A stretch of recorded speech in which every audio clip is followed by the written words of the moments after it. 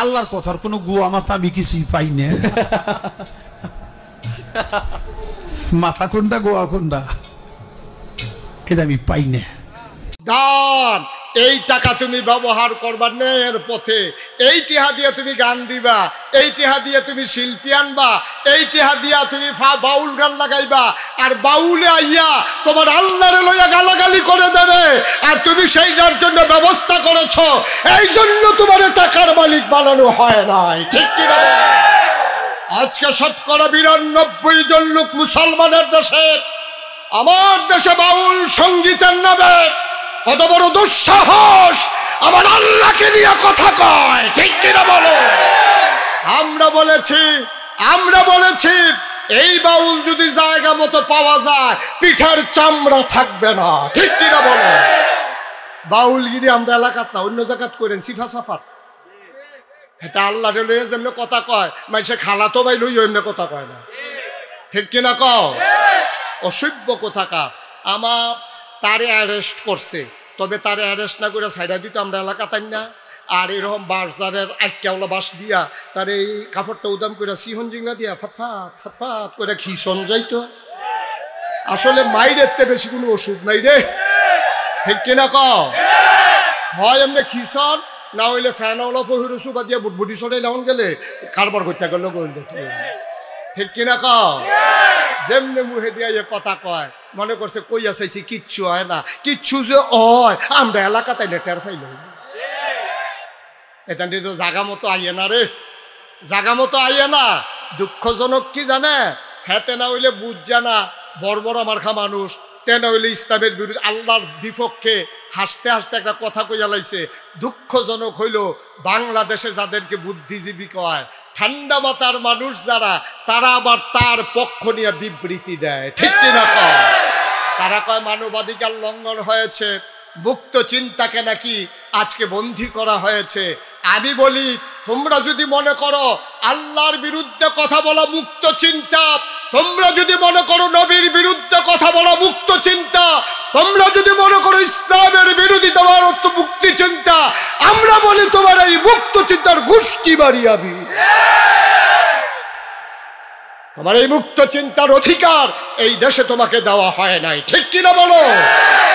এটা বুদ্ধিজীবী। আপনারা তো আর সব খেয়াল করেন না, আমার আবার অনেক কিছু খেয়াল করানো লাগে।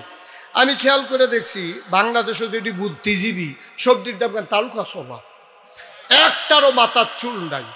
আমি অনেকেরই জিজ্ঞেসি, ভাই এই বুদ্ধির লোকে চুলের তো শত্রুতা গিরি, যে বুদ্ধি থাকলে চুল থাউন যেত না, কারণটা কি?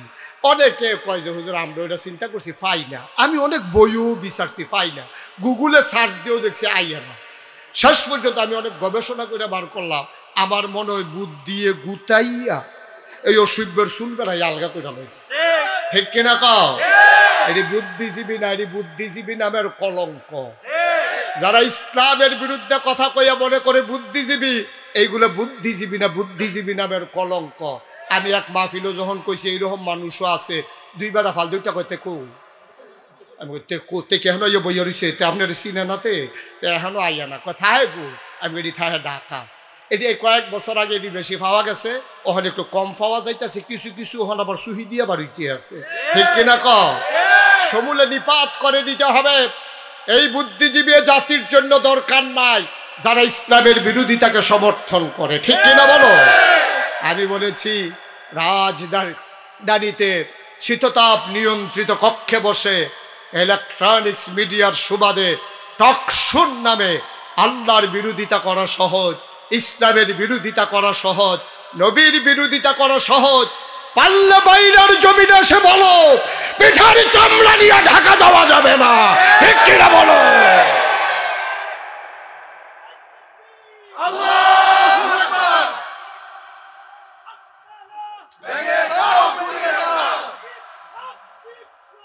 ইসলামী বিপ্লব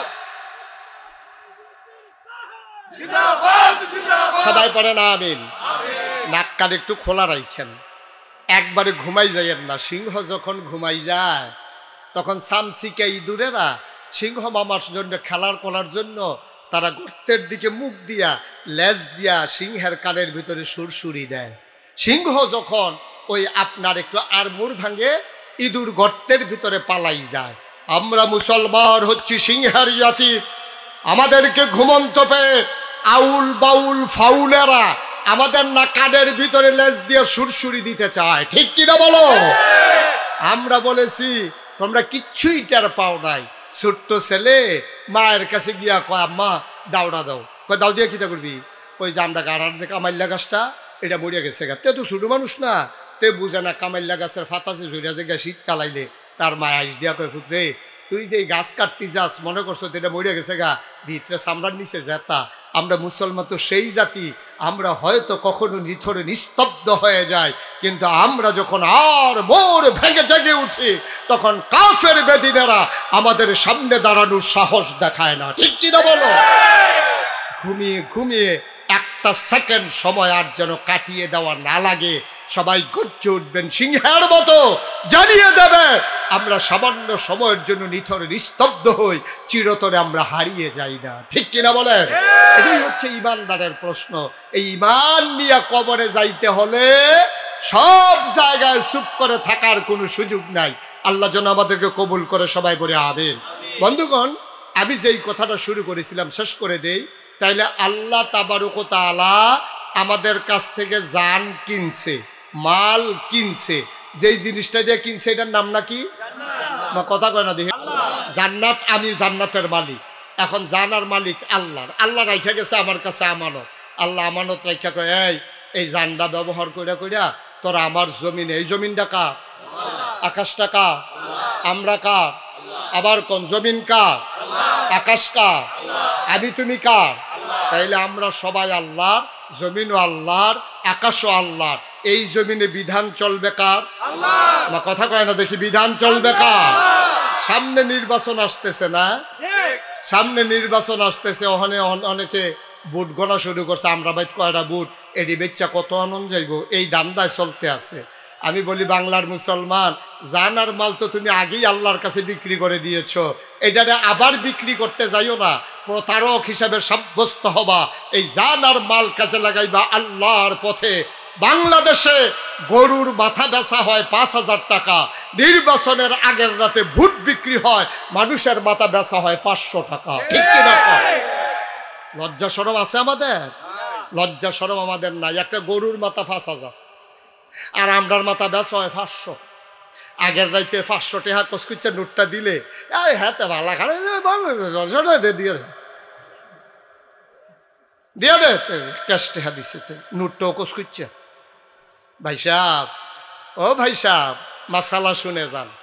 আপনার ভোট পাইয়া কোনো খারাপ মানুষ যদি মন্ত্রী হয়, এমপি হয়, উপজেলা চেয়ারম্যান হয়, ভাইস চেয়ারম্যান হয়, ইউনিয়ন চেয়ারম্যান হয়, সাদা কাগজও লেখা রাখেন আপনার ভোট পাইয়া একজনের চেয়ারম্যান হয়েছে, হেতে বিখ্যাত সুর, হেতে হুদা গম চুরি করে না, বস্তাটা বেড়াইয়া চুরি করিয়া ব্ল্যান্ডার করে শরবত বানাইয়া খাইয়া লাইছে, এইরকম প্রমাণও আছে। হেতে হগিন্ডি বেডির লেগে বিস্কুট আইছে, হেই বিস্কুট বানাইয়া হাতে খাইয়া বইয়া দিছে, ঠিক নি রে?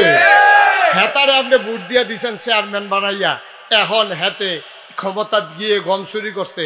আপনি গম ফান আর না ফান, আমি নাগাইশের ফিসাব কইয়া যাইতে আসি, আপনি গমের বাঘ ফান আর না ফান, তার যদি 500 গোনা হয়, আপনি খুঁজনের আগে আমল নামার দেখবেন 250 আইয়া রয়েছে।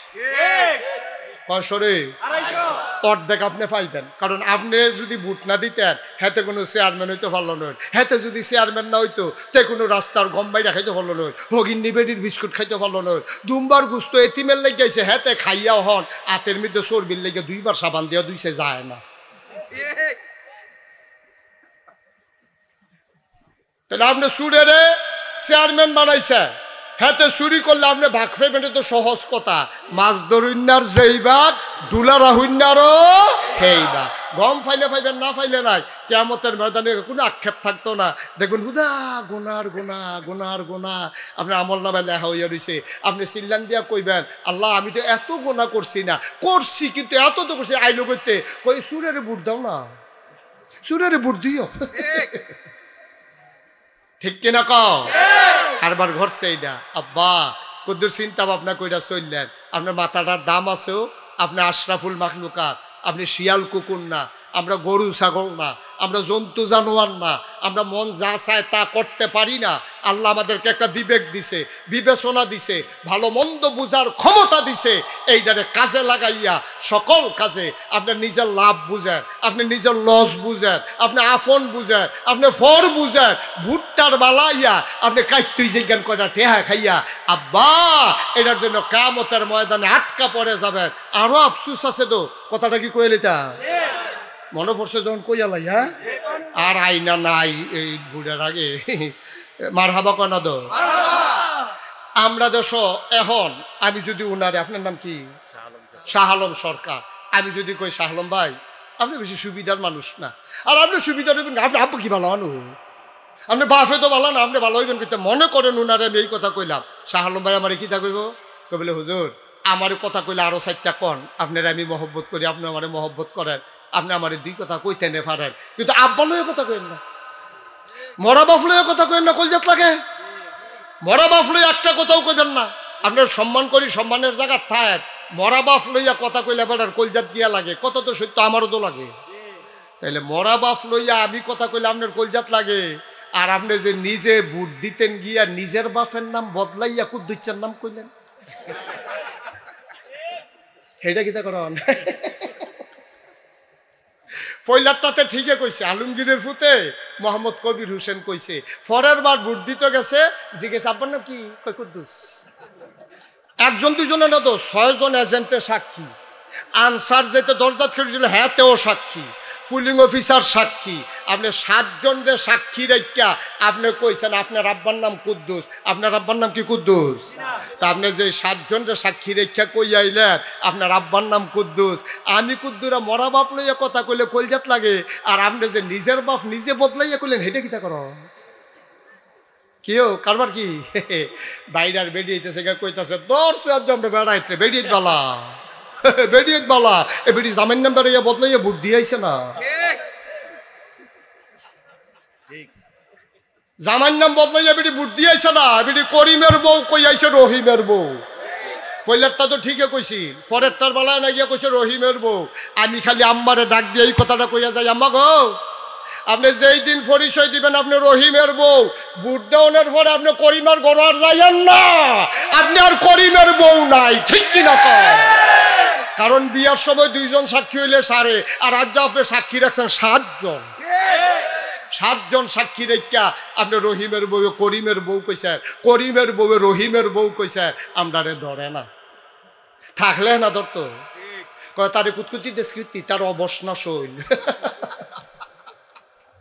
তারে কুতকুতিয়ে ধরে না তো তার শৈল অবশ প্যারালাইজড, তারে আতুরা দিয়া ডাক্তারে ফিটাসি আছে, সেটা দুঃখ পায় না। আমরা ইমান যাইতে যাইতে এমন জায়গাত গেছে ওহন আমরা বেঈমান হইলে টের পাই না, ঠিক কি রকম আমাদের অনুভূতি নাই, আমরা শেষ হয়ে গেছি। অথচ আমরা কত বুদ্ধিমান ছিলাম, কত আরেকটা মনে পড়ছে শাহলু ভাই কি কইলে তা এরপরের কথাটা হইল হুনা আমরা যে কত বুদ্ধি আছি। এই পৃথিবীতে একজন স্বৈর শাসক ছিল, সাংঘাতিক মানুষ মেডালাইতো, গুম করে লাইতো, হত্যা করে লাইতো। আপনারা মনে করছেন আমি একজন বেরিয়েতের নাম কয়া আও না, আমরা দেশ এই পৃথিবীতে এইরকম একজন পুরুষ শাসক ছিল, নাম ছিল হাজ্জাজ বিন ইউসুফ। কি নাম? হুদু হাজ্জাজে মনে রাখেন, কি নাম? হাজ্জাজ। এই হাজ্জাজ বিন ইউসুফ তে ছিল সাংঘাতিক স্বৈর শাসক, বেয়াদব। কত আলেমদেরকে হত্যা করছে, মিম্বরতে নামাই দিছে, মাইক কাইরা লইয়া গেছে, মানুষকে কথার আগে তার হাত চলছে, কত মানুষের তরবারি দিয়ে 2 টুকরা করে লাইছে, হাজার হাজার মানুষ এই লোকটা হত্যা। নাউজুবিল্লাহ কোন দো। হাজ্জাজ বিন ইউসুফ একদিন খাইতে বইছে গড়, এ কথা শুনতেছেন নি মন দিয়া? এই হাজ্জাজ বিন ইউসুফ গড় গিয়া খাইতে বইছে, তো বউয়ে বাইরা দিয়া লগে দিয়া বাতাস করতে আছে, দেখছে যে মন্ডাওয়ালা। তারপরে হাজ্জাজ বিন ইউসুফের ওয়াইফ, কি ওয়াইফ, এই ওয়াইফে কইতে আছে আপনার মতো সাংঘাতিক খারাপ মানুষ আমার জীবনে আর দেখছি না, সুইটা সেটটা হইয়া গেছে দেখা যাইতাম ওফার পাচ্ছি না, আমি না হইলে আপনার ঘরে করলাম না হইল। আমি কি এত খারাপ? তোমার মতো মানুষে আজ এত বছর সংসার করে কইতাছ আমি এত খারাপ।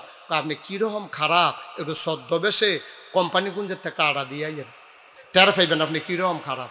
এবার এই কথার পরে একেবারে ছদ্মবেশে এবার যে বাদ সাজানো বোঝা না যায়, কাপড় চুপড় পইরা অন্য কাপড় পইরা ওই আমরা দেশে দেখবেন অনেকে শীতের কালো মাফলার বার করে, মাফলারটা 22 হাত, কারণ এই ব্যাপারটা লাগে। মাহফিল হইলে না এটা লাগে না, গানো মানো গেলে দাড়ি টাড়ি ঘুরতে এটা লাগে না, এবার এর লেগে আমরা বড় চাই এটা কিনা লইছে।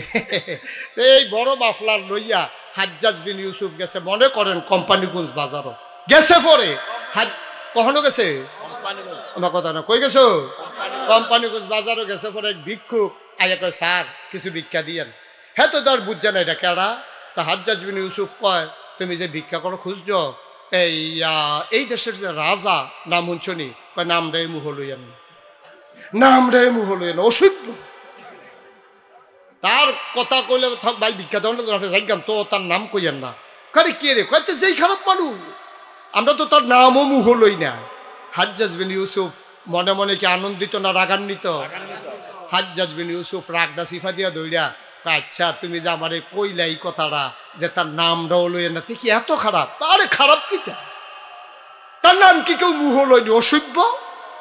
আরে এত খারাপ? কয় হ, এত খারাপে। হাজ্জাজ বিন ইউসুফ রাগের মাথায় কয়, আচ্ছা তুমি যে হাজ্জাজ বিন ইউসুফের এতগুলা কথা কইলা, আচ্ছা মনে করো হাজ্জাজ বিন ইউসুফ তোমার সামনে মনে করো দাঁড়াই রইছে, দাঁড়াইয়া যদি জিগায় মানুষটা কিরকম, তখন কি কইবা? তে বুঝ জ্বালাইছে এই ডে দো, বুদ্ধি বেশি তো, ভিক্ষা করলো তার বুদ্ধি বালা, টনটুন না বুদ্ধি। যখন জিগাইছে যে মনে করো হাজ্জাজ বিন ইউসুফ তোমার সামনে দাঁড়াই রইছে, যদি জিগায় মানুষটা কিরকম, তখন তুমি কি থাকইবা? তে মনে মনে কয়, খাইছি দরা। আচ্ছা খুব ফাতলা ফাতলা কটা দিয়া সাইডা দি পড়ে, আজ নমুনা খারাপ, খাইয়া লাইছি দরা। অন্তেত কতক্ষণ ধুমদেরা থাকিয়া আল্লাহর কাছে সাহায্য চাইছে। আল্লাহ কয়, নবীজি কয়, আল্লাহ কয়, ওয়াল্লাযীনা জাহাদু ফিনা লানাহদিয়ান্নাহুম সুবুলানা ইন্নাল্লাহা লামাআল মুহসিনিন। যারা আল্লাহর পথে চলতে চেষ্টা করে আল্লাহ তাদেরকে সবগুলা রাস্তা সহজ করে দেয়। মাইয়ুরিদিল্লাহু বিহি খায়রান ইউফাক্কিহু ফিদ্দীন। আল্লাহর নবী কয়, যখন কাউকে আল্লাহ লাভ দিতে চায়, দিনের সঠিক বুঝ দান করে, তারে তো আল্লাহ বাঁচাইতে চায়, তারে তো আল্লাহ বুদ্ধি তো দিয়া লাইছে। তো এখন কতক্ষণ পরে কয়, কি তানা জিগাইছিলেন? কয় না জিগাইছিলাম হাজ্জাজ বিন ইউসুফ তোমার সামনে আইয়া যদি জিগায় যে ও এই হাজ্জাজ বিন ইউসুফ মানুষটা কিরম, তখন তুমি কি তা কইবা? কয় আমি কয়াম সপ্তাহে 2 দিন আমার মাথা খারাপ থাকে, আজ পয়লা দিন যাইতে আছে।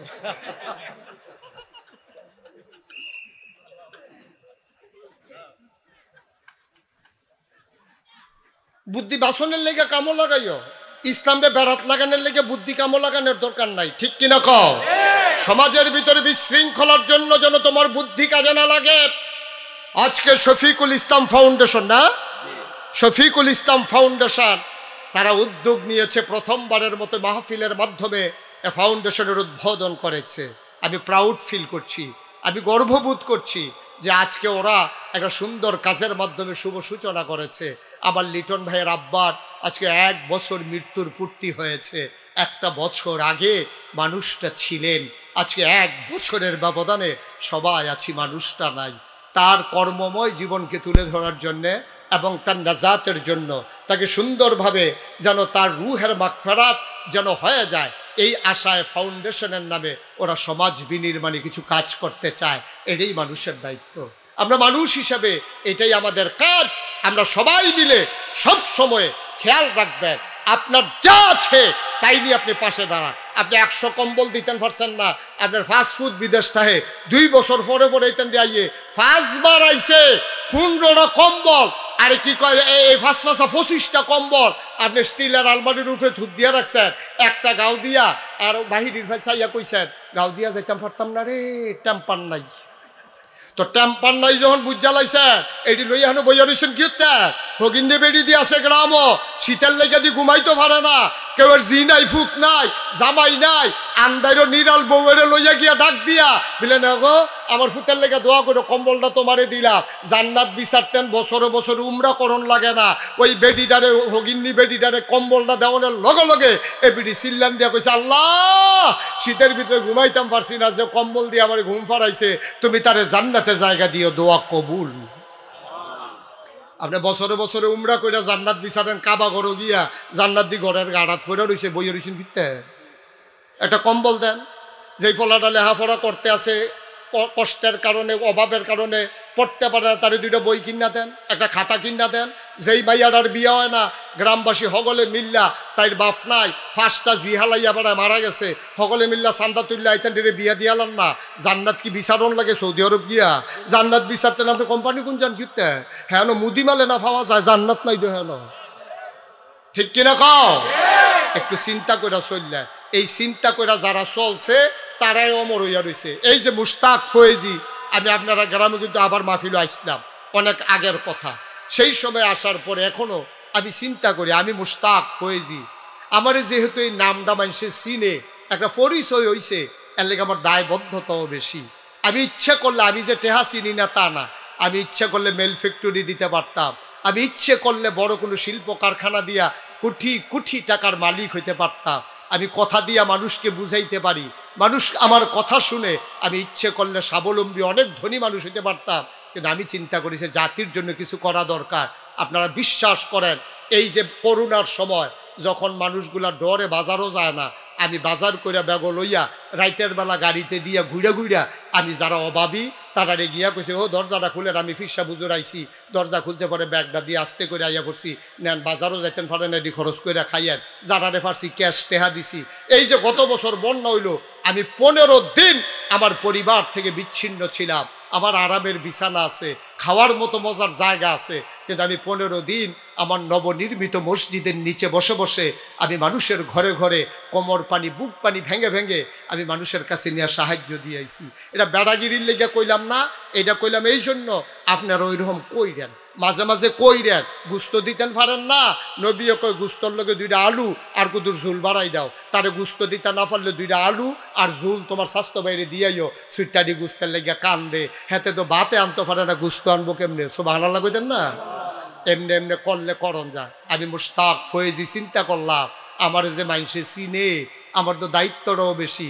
আপনারা শুনে খুশি হবেন, সেই অজপাড়া গায়ে নিবৃত পল্লীতে নাগাইশ গ্রামে দরবারে 18 একর জায়গার উপরে আমার কমপ্লেক্স, 1800 শতক জায়গার উপরে আমার নতুন সংযোজন, যেই মসজিদ আর হাসপাতাল, 30 কোটি টাকা যার ব্যয় ধরা হয়েছে। কয় কোটি? 30 কোটি। মসজিদ হবে দোতলায় 3 তলায়, নিচতলায় হবে হাসপাতাল। হাসপাতাল হবে ফ্রি, এখানে চিকিৎসা করবে, কারোর টাকা লাগবে না। গরিব অসহায় যারা, তাদের চিকিৎসার জন্য আমি নিচতলায় হাসপাতাল, দোতলায় 3 তলায় মসজিদ করতেছি। ব্যয় ধরা হয়েছে 30 কোটি। আমি মুশতাক ফয়েজি নিয়ত করেছিলাম 1 বছর মাহফিল করে যত টাকা হাদিয়া পাই, পুরো 1 বছরের হাদিয়া আমার মসজিদ আমি দিয়ে দেব। আমি 1 বছরে জমাইয়া 25 লক্ষ টাকা দিয়া তারপর আমি মসজিদের কাম শুরু করছি। সুবহানাল্লাহ কইতেন না? গত বছর জুন মাসের 1 তারিখে মসজিদের 1 তলার ছাদ হয়েছে।